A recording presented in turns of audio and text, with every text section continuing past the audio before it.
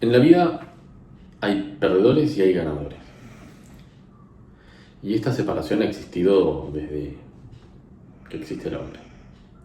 Incluso en el reino animal, vos tenés animales que pierden y animales que ganan. Tenés presas y tenés predadores. Por lo cual vos podés hacer una distinción tranquilamente. Y una de las características de los perdedores es que necesitan motivación externa todo el tiempo. Todo el tiempo necesitan a alguien que los esté empujando de atrás. Todo el tiempo necesitan,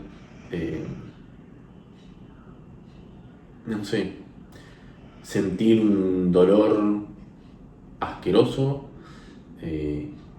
para poder activar. Necesitan todo el tiempo estar entre la espada y la pared para poder activar. Yo no digo que estar entre la espada y la pared esté mal, sino que si es lo único que te va a movilizar, eso está mal, porque es un estrés continuo. Está bien un momento, un tiempo, uno ponerse hasta incluso entre la espada y la pared para tomar una acción que yo les puse hace unos días, acción imperfecta masiva, y después una vez que agarrar ritmo ya está, seguir y no parar. El tema es que los perdedores tienen una motivación externa, empiezan, paran, necesitan otra motivación, van y buscan otro shot.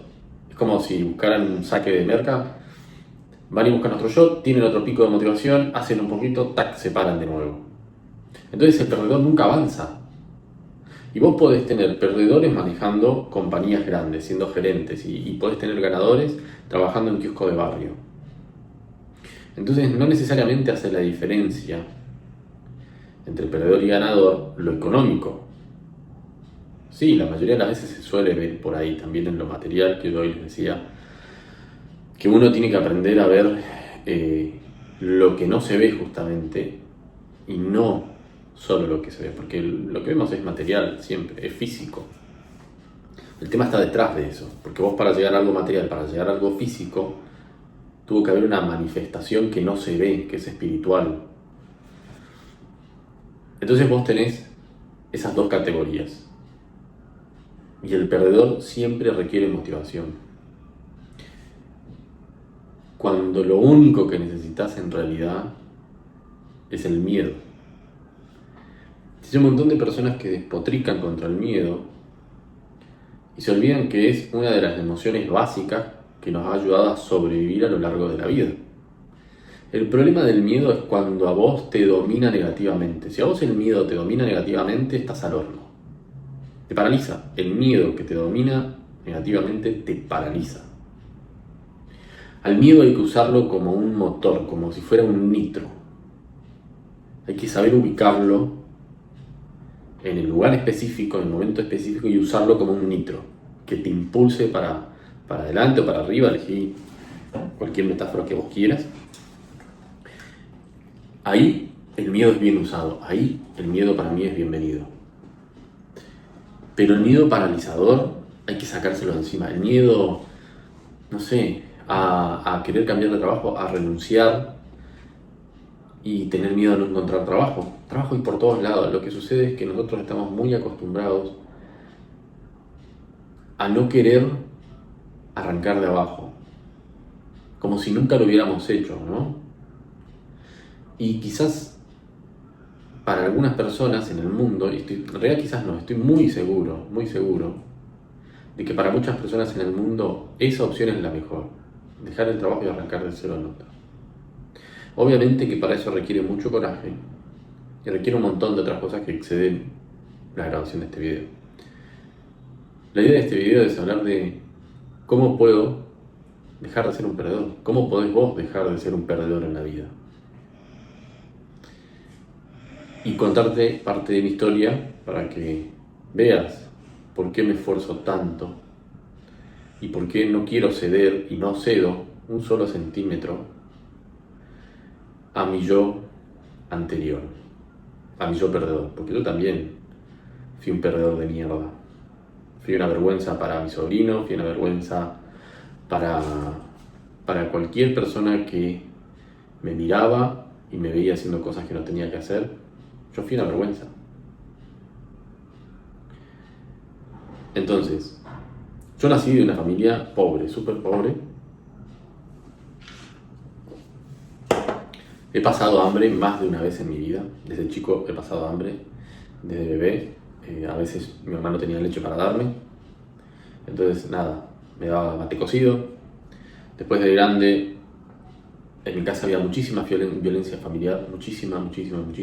Mi papá más de una vez intentó matar a mi mamá. Más de una vez salimos corriendo, disparados. Mi papá con la escopeta, mi papá con el hacha, mi papá con el machete.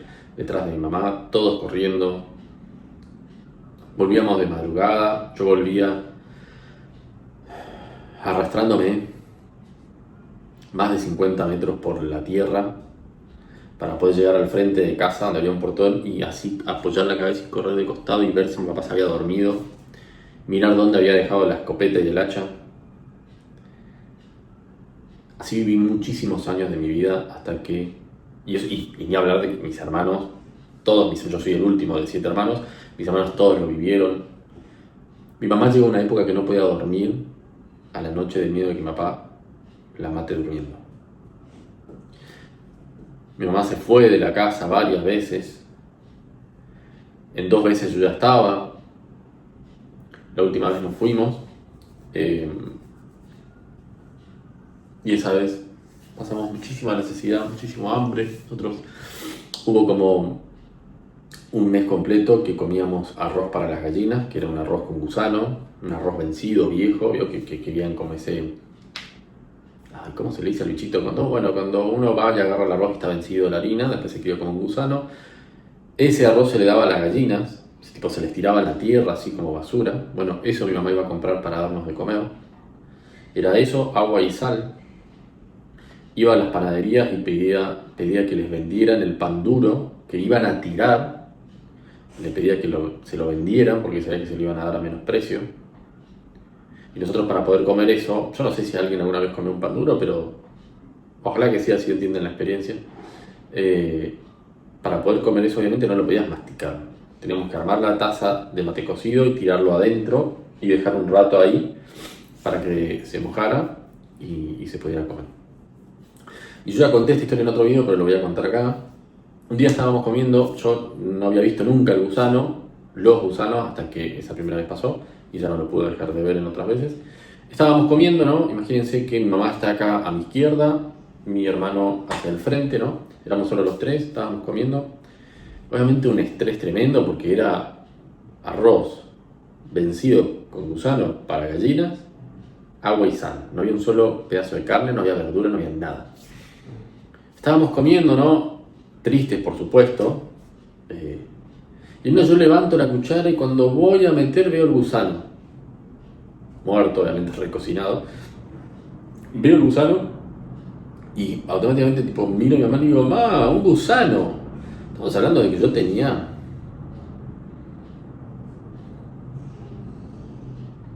entre 7 y 8 años, 7 y 9. Más cerca de 7 que de 8 y 9. No terminé de decir la palabra más y un gusano. Yo no sé de dónde sacó tanta fuerza ni tanta velocidad. Pero el tortazo que me puso, tipo de costado, como si fuera un revés de tenis, acá, ¿qué me hizo? Porar la cuchara, solté la cuchara y me giró la cara, ¿no? Y obviamente yo tenía los ojos en compota, fueron segundos muy tensos. Y me doy vuelta y llorando le grito de por qué me había pegado. ¿Por qué había hecho eso? Y mi mamá me dice, si vos encontrás un gusano, te lo comés y te quedás callado, porque el resto no lo vio. Yo era una criatura, no entendía una mierda. Yo lo único que estaba, ahí en ese momento yo la odiaba. Le quería romper el plato en la cabeza. Porque encima que estábamos comiendo esa mierda, perdón, me voy a retractar, Dios, gracias por esa comida, porque podíamos haber no comido nada. Encima que estábamos comiendo eso, la otra me fajaba. Y yo no lo entendí hasta después de muchos años. Y claro, lo que pasó es, por supuesto que yo no estoy avalando la acción, pero la entiendo. Era una madre que estaba ofuscada, que estaba desesperada, que sabía que sus hijos estaban pasando hambre, que sabía que sus hijos estaban pasando necesidades. Estaba haciendo todo lo que podía, trabajando, y aún así se veían aprietos y le costaba conseguir la plata para darnos de comer. Tenía que comprar eso y sabía lo que estábamos comiendo. Porque yo no me había dado cuenta porque era chico, pero ella era más grande, ella sí se daba cuenta. Después, bueno, volvimos a casa. Como que supuestamente mi viejo se terminaron reconciliando, que fue medio de mentira porque siguió todo el quilombo, siguió el maltrato, siguió el golpe, mi mamá estresada, a punto de infartarse, estuvo como un año entero casi sin poder dormir de noche, o sea, una vida bastante dura, y estoy resumiendo, pero al 1000%. A mis 16 años, mi papá era un hombre de 1,90 m y pico. Todo esto voy a hacer un paréntesis, en otro momento lo voy a explicar, pero lo voy a cortar acá. Aquí yo digo papá, no es mi papá biológico, pero es quien me crió, quien se hizo cargo, bien o mal, de mí. Cierro paréntesis. Mi papá tenía 1,90 m y pico. Y mi mano puede parecer grande, pero la de él era el doble. Era 2 dedos míos, eran un dedo de cada mano de él. Era un alemán enorme, o sea, alto, no enorme así de acuerpado, pero era alto, huesos grandes y pesado. A los 16 años míos, yo lo llamé a pelear. Entré, llegué, vi a mi mamá llorando, y no aguanté más. Ninguno de mis hermanos hizo eso, salvo una hermana, cuando tuvo 20 años, no lo llamó a pelear, pero sí lo frenó, y ahí él se calmó como unos meses, y después volvió a lo mismo. Para cuando yo tenía 16 años, esta hermana mía tenía 30 y pico y ya se había ido de la casa, ya se había casado y todo. En ese momento ellos dormían en piezas separadas. Nada, yo llegué, encontré a mi mamá llorando afuera desconsoladamente. Mi papá la había insultado, la había amenazado, le había hecho cosas muy feas, muy muy feas, que no se le dicen a una madre. Yo no aguanté más. Me sentí como poseído, fui y abrí la puerta de una patada, tipo le rompí la puerta. ¿Vieron como esas películas que se ven que la policía rompe? Bueno, se la hice verga a la puerta. Le zampé una patada, le exploté la puerta, tampoco era una puerta muy buena como para resistir. Y obviamente mi viejo estaba en calzoncillos, que él dormía con calzoncillos largos, que esos son los de, me refiero a los yankees o algo así, que usan como pantaloncillos, le dicen, porque papá dormía o con calzoncillos común y corriente o con calzoncillos de esos pantaloncitos largos. Nada, obviamente, le pateé la puerta, le prendí la luz y mi viejo no entendía nada. Imagínate que entre alguien a patadas en tu habitación o en tu casa. No entendí nada, y cuando ves que encima es tu hijo menor, menos entendés. Y yo entré pateando y gritando y diciéndole, vamos afuera, vamos afuera, vamos afuera. Y mi papá no entendía nada. Yo calculo que en ese momento habrá pensado que pasaba algo en la casa. Y se levantó y me dice, ¿qué pasa? ¿Qué pasa? No, que pasa nada, vamos afuera, me cansé. Me decía, no, pero ¿qué pasa? Le digo, no me importa, no, afuera, le digo, afuera. ¿Sos macho? ¿Sos tan bueno? ¿Sos tan crack? ¿Sos macho con mami? ¿Sos macho para pegar a las mujeres? Vamos afuera que ahora vamos a arreglar. Ustedes no saben lo que yo era ahí. Yo era una rata escuálida. Si fuera que tengo el físico de hoy, que supiera pelear como sé hoy, que sé jiu-jitsu, sé un poco de kick, sería diferente. Pero yo ahí era como una especie de David y Goliat, porque además yo no sabía pelear, no sabía tirar una mano, me comía todos los bifes, sufría de bullying todo el tiempo, porque además era flaco. Pero ahí no me importó nada. Dije, quizás que me mate si me tiene que matar, que me mate. Pero hoy esto se tiene que terminar. Entonces me acuerdo que le empiezo a gritar y me decía, ¿y qué pasa? ¿Y por qué? Y no sé qué. No, le digo, me tenés cansado, que le pegas a mami, que la insultás, que todo el tiempo, le vas, sos macho con la mujer, ahora vas a ver conmigo, vamos afuera a ver cómo te va con un hombre. Qué puta, ¿sabes cómo temblaba por dentro? El corazón se me quería correr, se quería poner de costado y decir, flaco, esta es solo tuya, acá te la fumás vos porque vos quisiste entrar ahí, yo no. De hecho me acuerdo y me tiembla por dentro porque sentía miedo. Yo estaba con bronca y aterrado, pero Pero no podía soportar más eso, no podía ver más a mi mamá sufrir así, no podía ver más, no quería verlo más y odiaba a mis hermanos varones que eran más grandes que yo, que nunca se le hubieran puesto de mano. Entonces obviamente los llamé a pelear afuera, mi mamá escuchó todo el quilombo, entró, cuando mi papá vio que yo estaba enloquecido, salió afuera de la casa, yo le digo, vamos a la calle, vamos a matarnos afuera. Al frente de la casa ya se había mudado un policía, que vive hoy todavía ahí. Mi mamá corre adentro, corre y llavea la puerta del frente de la casa, cuando ve que yo estaba yendo, y cuando ve que yo me voy devolviendo, llavea la de atrás, corre y llavea la de atrás. Entonces no me dejaban salir. Y agarra y se agarra la llave en la mano. Y yo no iba a forcejear con mi mamá, yo no le iba a golpear ni le iba a lastimar la mano para que me diera la llave. Entonces yo le decía, déjame salir, ma, déjame salir, esto se termina hoy, déjame salir. Y mi mamá desesperada que no. En un momento yo le mentí y le digo, tranquila, ma, déjame salir, yo estoy calmado, voy a ir a hablar nada más con él. Ni bien me abrió la puerta, me le fui arriba. Tipo lo fui a buscar y él ya estaba con el policía enfrente y estaba diciendo, mirá, Marcelo, mirá, mi hijo me quiere venir a pelear,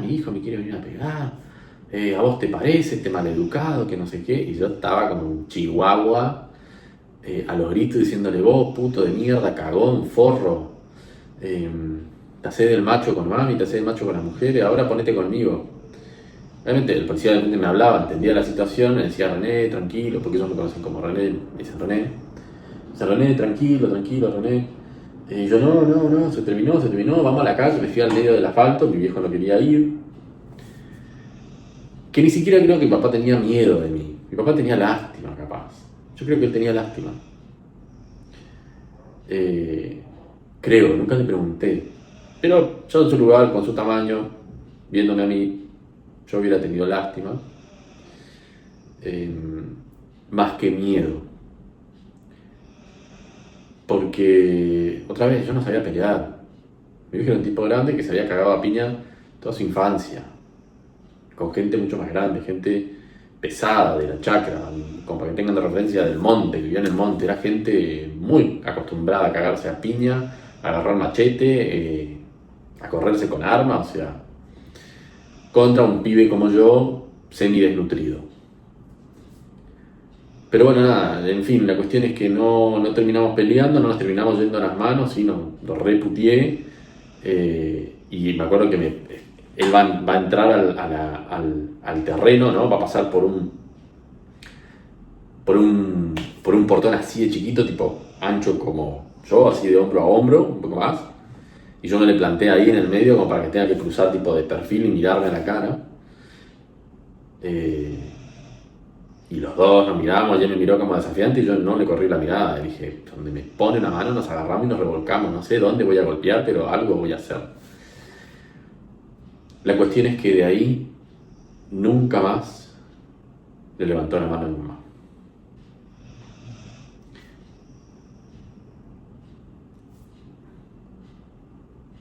Lastimosamente para mí, yo no estoy, a ver, sacando eso, mi papá hizo lo mejor que pudo con nosotros. Tuvo eso que es muy reprochable, muy deplorable. Pero yo creo que él, de todas formas, sabiendo de que yo podía ser hijo de otra persona, marcó diferencia. Yo sé que la marcó, la entendí de grande. La sentía de chico, me daba cuenta, pero no podía interpretarla del todo. Hasta los cabos más grandes. Pero aún así me cuidó bastante y me amaba a su manera. Entonces eso pasó cuando yo tenía 16 años. Y él falleció cuando cumplió 65 más o menos y yo tenía 18, casi para cumplir 19.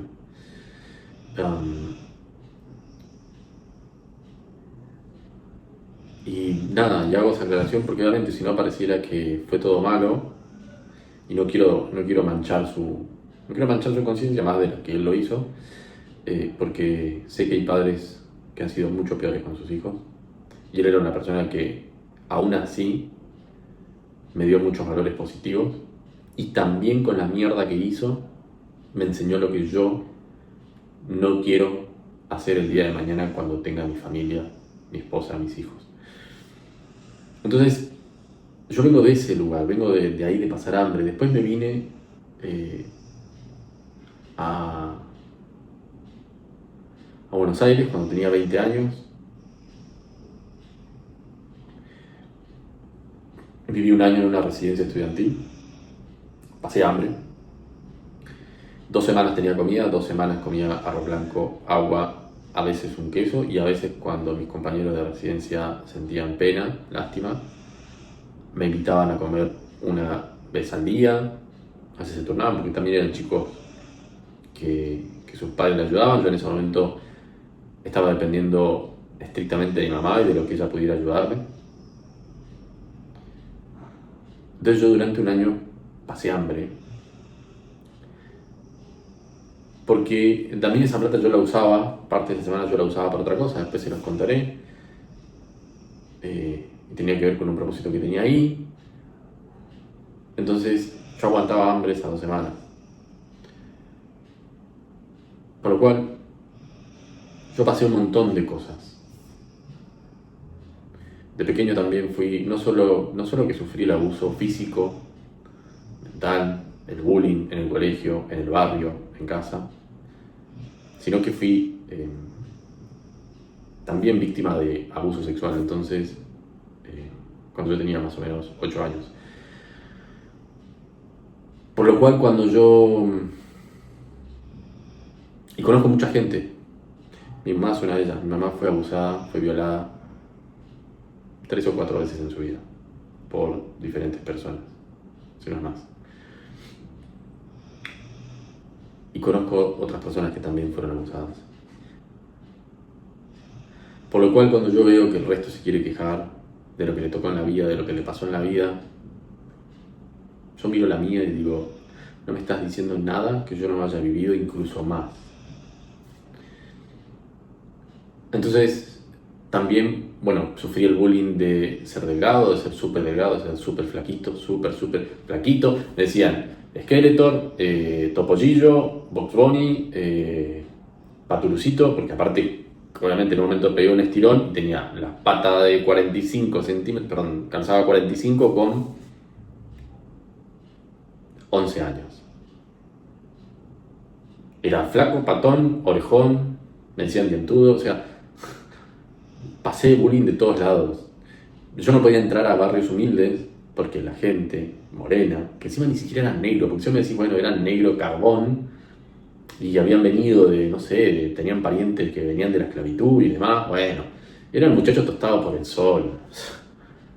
Pero yo no podía entrar a ese barrio porque yo, aún en la pobreza que vivía en mi casa, por ser blanco, ojos claros, y vestir una ropa de USA comprada en esas tiendas llamadas USA, que era cuando llevaban ropa para vender en Estados Unidos usada, era considerado el polaco cheto. Y yo no podía entrar, porque si entraba era carne de cañón, me iban a romper todo. Entonces yo tenía que esperar que saliera a buscarme alguien que viviera en el barrio y que esa persona fuera medio picante para que a mí no me golpearan. Entonces a mí nadie me va a venir a contar de abusos. De ningún tipo me van a venir a contar de abusos. Porque yo los viví todos. Y conozco gente que lo ha vivido y que es hoy, desde lo económico, mucho más exitosa que yo. Y desde lo espiritual también conozco gente que es mucho más exitosa que yo habiendo pasado por todo eso. Entonces, después de venir acá, obviamente cuando pude conseguir un poco más de plata, cuando pude salir adelante, me pasé al otro bando que fue sobrepeso. Tenía sobrepeso, estuve con sobrepeso mucho tiempo. Ya hubo una parte en Misiones que tuve sobrepeso, bastante sobrepeso. Historia para otro momento. Y pasé por todas las fases. Entonces cuando yo me encuentro con personas obesas que me dicen, ay, no puedo bajar, ay, porque la vida, ay, porque me olvido, ay, porque esto, ay, porque cocinar no me gusta, ay, a mí me hierve la sangre. Me da ganas de acogotarlo, de tirarle de las orejas como hacía mi mamá. Es como, ¿en serio me vas a dar esa excusa de mierda para no mover tu culo? Cuando yo sé la vida que tenés, sé todas las posibilidades que tenés.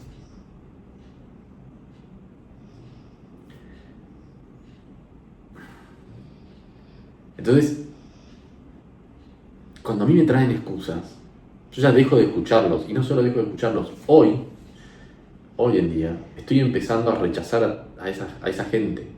Estoy empezando a sacarla de mi vida. Yo he dejado de trabajar con alumnos que se quejaban mucho. Por eso yo digo que hace muchos años que la plata no me ata.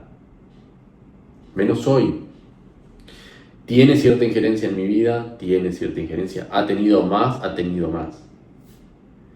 Pero si hay algo que me quedó claro es que yo no me aguanto cosas durante mucho tiempo solo por guita. Porque he venido de la nada y no tengo miedo de volver a eso y empezar de abajo. Porque he visto gente que ha estado arriba, ha vuelto abajo, ha estado más arriba. Y se lo dije hoy al principio del video. A veces hay momentos y hay personas a las que les serviría mucho arrancar de abajo de nuevo. Entonces no tengo miedo de eso. Entonces he dejado de trabajar con alumnos. No hay chance, una vez que yo cierro la puerta, no vuelven a entrar más conmigo. No los recibo más. Yo me voy de un trabajo, hace muchos años que trabajo independiente, pero las veces que me fui del trabajo no he vuelto nunca más. Y siempre le dije a Dios, no vuelvo nunca más, salvo que un día yo tenga familia, tenga hijos y por alguna razón esté muy desesperado y ese sea el único lugar, Señor, que tú me hagas o me des la posibilidad de ir. Yo iré, agacharé la cabeza, pediré perdón, me humillaré, iré y trabajaré en ese lugar. Pero si no es así, no vuelvo nunca más. Lo mismo cuando yo dejo de entrenar a un alumno y digo, no te entreno más, no te entreno más. No trabajo con vos, no trabajo más.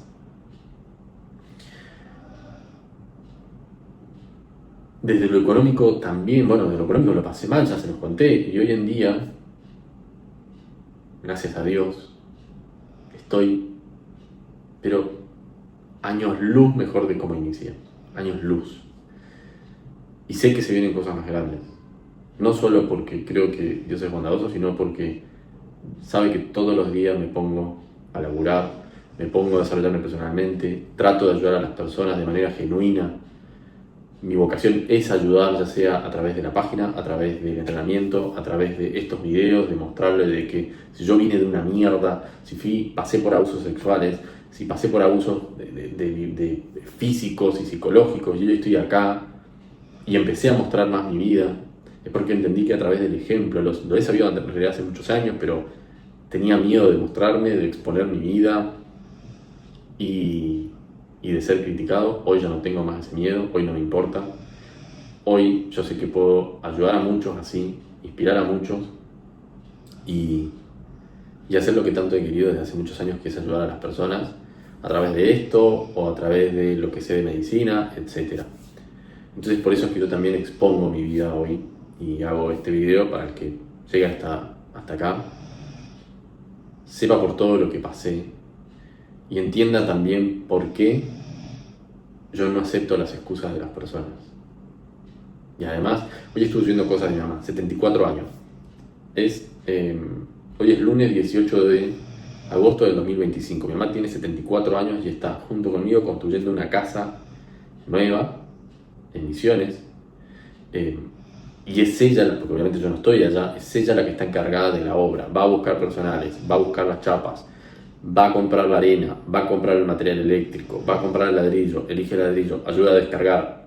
Ayudó a movilizar la tierra que se descargó, los camiones de tierra. Mi mamá con un empleado cargaban la carretilla para abaratar costos y para hacer el trabajo más rápido. Entonces, cuando a mí la gente me viene con excusas, cuando las personas faltan a entrenar, cuando las personas me dicen que van a hacer una cosa y no hacen,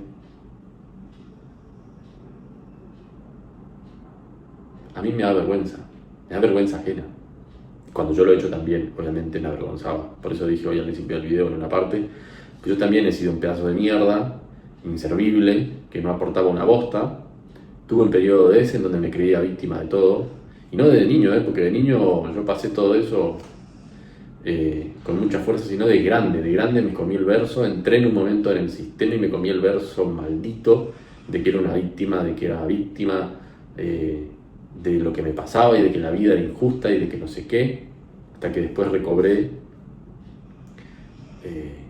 De alguna manera Dios me sacó de ahí y me dijo, loco, hacete cargo de lo que te tocó en la vida, esto es para que vos seas más fuerte y puedas guiar a otros hacia adelante y puedas ser un ejemplo de que las cosas buenas, cuando uno quiere, salen, no importa de dónde saliste, no importa lo que te pasó.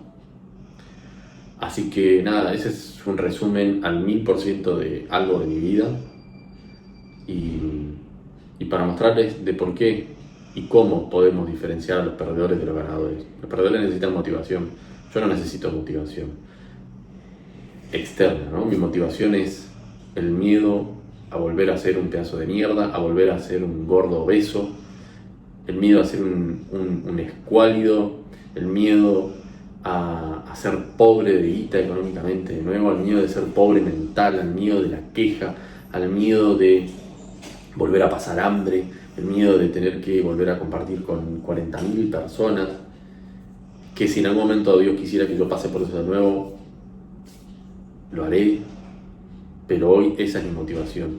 Por eso voy a entrenar todos los días, por eso me despierto entre las 3 y las 5 de la mañana todos los días, incluido feriado, incluido domingo, incluido si estoy de viaje. Por eso cuido lo que como, lo que pongo en mi cuerpo, cuido lo que hablo, estudio la palabra de Dios. Es el miedo el que me lleva a salir adelante. Y es un miedo que yo controlo, no me controla a mí. Entonces, si querés dejar de ser un perdedor, si querés dejar de ser alguien lastre en la vida de los demás, ponete las pilas, come mejor, desarrollate personalmente, escribí metas todos los días, lee libros de autoayuda. Yo leo mucho de eso y me han ayudado a salir un montón de la mierda en la que estaba. Incluso yo he caído preso cuando estuve acá, que será historia para otro momento, pero heavy, tipo heavy,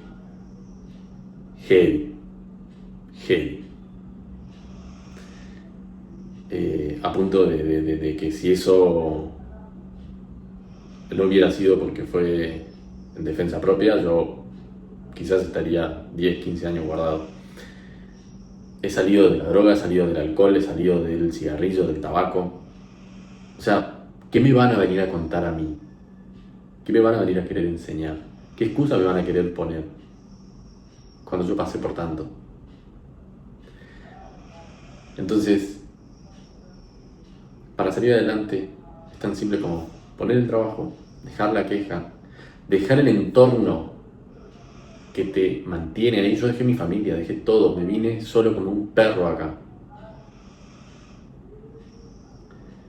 Dejar los amigos que te arrastran, que te llevan a la joda, que te llevan al alcohol, que lo único que te ofrecen es porquería, una vida de mierda, que cuando vos querés sobresalir te tiran para abajo, te tiran mierda, te tiran hate. Si tu pareja no te acompaña, dejala. Si tus padres no pueden entender, dejalos. Mi mamá no podía entender y a veces al día de hoy no puede entender.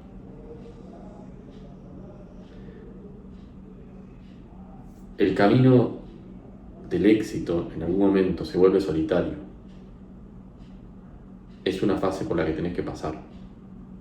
Después, cuando vos aprendes a elegir tu entorno y las personas que te van a rodear, es donde vos empezás otra vez a estar acompañado, pero por gente que todo el tiempo te potencia, todo el tiempo te lleva hacia arriba. Y ahí dejas de estar solo. El ser humano no fue criado para vivir en soledad, pero hay periodos en la vida en los que vas a tener que transitarlo en soledad. Y eso está bien. Así que nada, espero que no te hayas dormido, encima me quedé todo el tiempo acá. Pero bueno, nada, si llegaste hasta acá, te felicito. Ojalá que te haya servido la historia y ojalá que así me puedas entender un poco más de por qué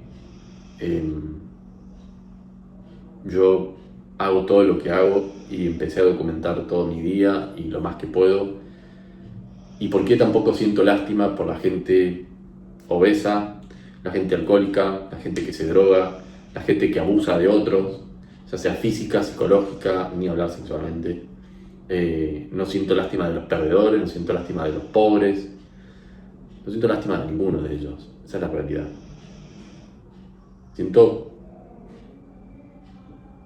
no sé, sale decir pena, tendría que buscar en el diccionario si pena y lástima son sinónimos, creo que no, pero es como, mirá todo lo que tenés en tu vida para salir adelante y elegís no, elegís ser una víctima, elegís ser un fiel servidor del sistema. Y bueno, no. Ojalá que esto te haya levantado un poco, no te hayas dormido en el medio, y te sirva para salir adelante, y todo lo que vayas subiendo de acá hacia futuro te sirva para edificar y para mejorar en tu vida.